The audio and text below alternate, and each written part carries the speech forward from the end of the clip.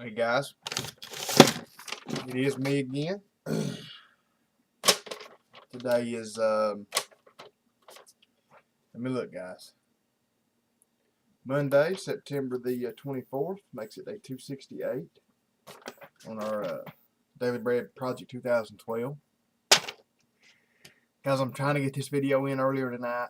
As a matter of fact, it's about 10:30 right now while I'm making this, and that's probably the earliest I've made a video probably all year, or the earliest I've done one of these videos.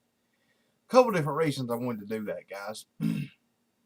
Number one, I've got a lot really that I need to do tonight. I don't know whether I'll end up doing it.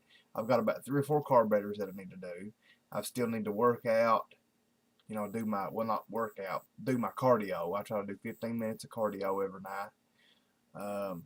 But anyway, I wanted to get this video in, before I kind of got into getting real busy and coming up to 3 o'clock in the morning, not having my video in. So I wanted to make sure I got it in. And I want to apologize for the bad lighting, guys. I just now realized that. I've had a couple lights blow in my light here, in my chandelier, fan, whatever you want to call it. It's a fan with lights built into it. I guess it'd still be a chandelier maybe, but anyway, maybe I'll try to remember that tomorrow and get those lights put back. I know it's kind of dark.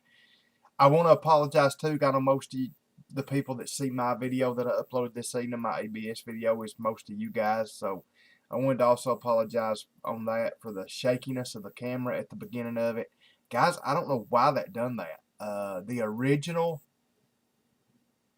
version, the original straight off the camera, was not like that. After I converted it, it was like 600 megabytes.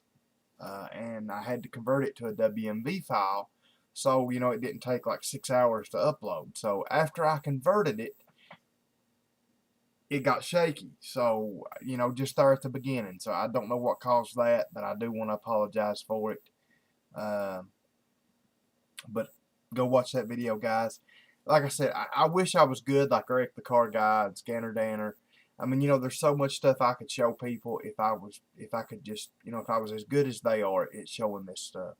I'm not as eloquent speaking as they are, and I don't know, I can do the work, I know how to do it all, but I can't explain it as good as maybe they can sometimes. But I'd still, I'd like to do more of those type of videos, so I hope we have a good response on that.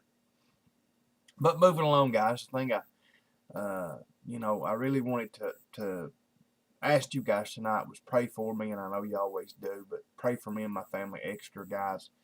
I actually even said this evening, I said, what is it about September? I said, is September, I said, there's a devil-like attack in my family in September, because if you guys will remember last September, you guys that have been here a while, last September is when that guy sued us over the four-wheeler, and we had to go to court and everything over that, which praise the Lord's holy name that we won.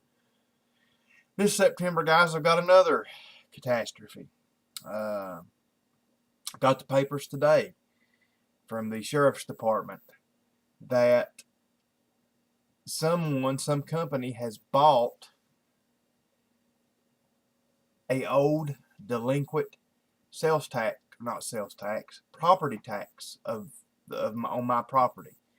For the last 4 or 5 years, guys, I've always taken care of this. I put so much money back.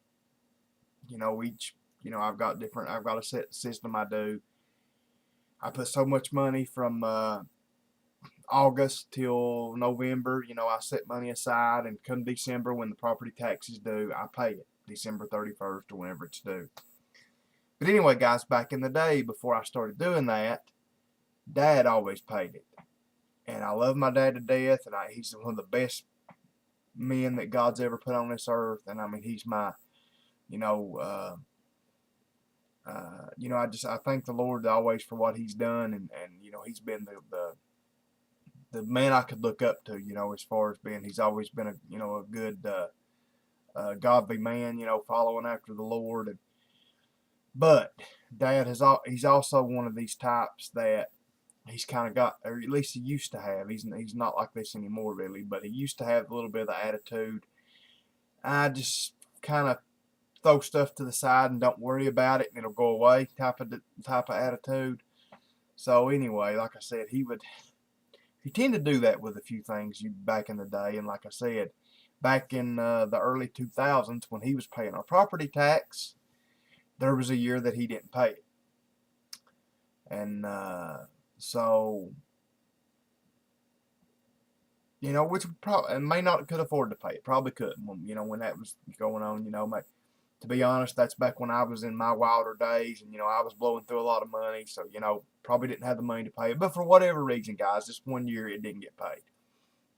Well, anyway, you know, when I filed bankruptcy last year and everything, that's one of the first things they do. You know, they check to see if you own any delinquent property tax. And it actually, before they checked that, back in like 07 and 08, Dad had checked it.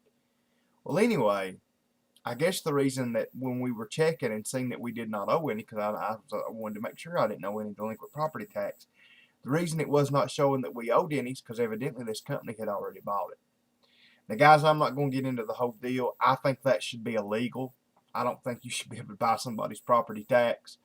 I mean, I know it's a way for the states to get their money, but I think it's just taking advantage of poor people. I mean, you know, that's one reason they do it here. That's one reason they come into Eastern Kentucky to do it. These are all companies from other places. You know, they're foreigners. A lot of them are foreigners coming in here. They're not even Americans. They get American lawyers.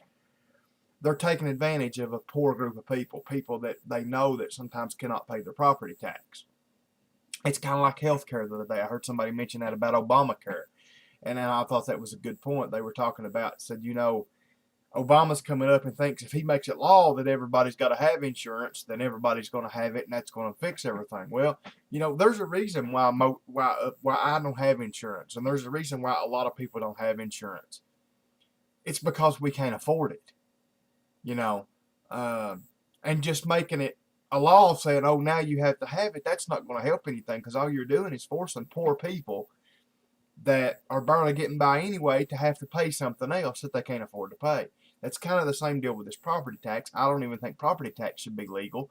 If you went back to the fundamentals this country was founded on, it's probably not legal. I mean, I think once you buy something, you pay tax on it once. I think it's a travesty of justice to have to pay tax on something every year, you know, over and over and over again just because you own it. But anyway, I'm not even going to get to that. Like I said, they're taking advantage of a poor area because people can't pay their property tax, you know. You know, my aunt, a good example, she owns a little piece of property up here, you know, the one that lives with us. You know, she lives on like $600 a month. You know, how is she going to pay, you know, if her property taxes, you know, it comes up in December or whatever, and it's $1,000 or it's $800 or $500. You know, how's she going to pay that? She barely can feed herself. I mean, you know what I'm saying? And all these people are doing is taking advantage of that. And I don't know. I mean, I'll be honest, guys. I would not want to make a living like that. You can say, oh, it's a good, you know, it's a good way. You can make a lot of money. Guys, there's going to be special places in hell for people like that. I mean, I hate to say that, but it's just the truth. People that just make their livings by taking advantage of other people in bad spots, it's a bad deal. But anyway, guys, what I'm wanting to get to, I didn't want this video to be long. I had this 1 year's property tax get bought. And what gets me, though, guys, they bought this. It said, I don't even remember when they bought it. It's been 3 or 4 years since they bought it. Today, literally today is the first day that I knew this. When I got these papers today served on me, this is the first day that I knew that they had bought this. I think it ought to be a law, too, when they buy it, to tell you. So now I get a letter today saying that they want, if I pay it by like October 31st, it's $3,000 and some dollars, and if it goes after October 31st, it goes up to $5,000 and some dollars. So, like I said, I don't know, guys. I'm letting my lawyer look at it tomorrow, and then I'm maybe even going to let my bankruptcy lawyer, the one that did my bankruptcy, look at it.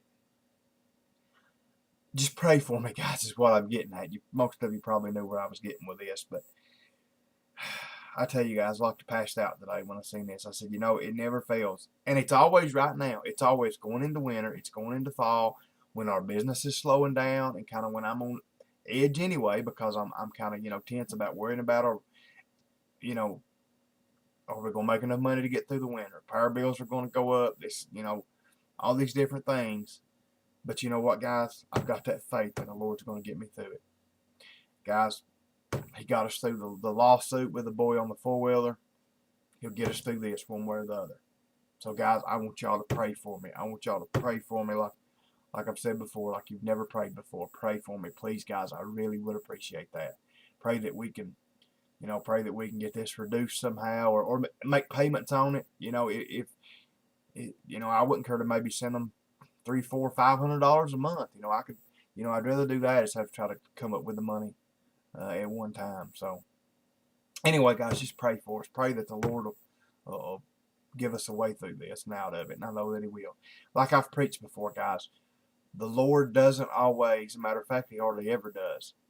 He hardly ever takes problems away from us, just takes us out of the problem, but He always finds us the way through them. He always gives us the strength to get through them. So that's what I got to count on, guys. So y'all pray for me.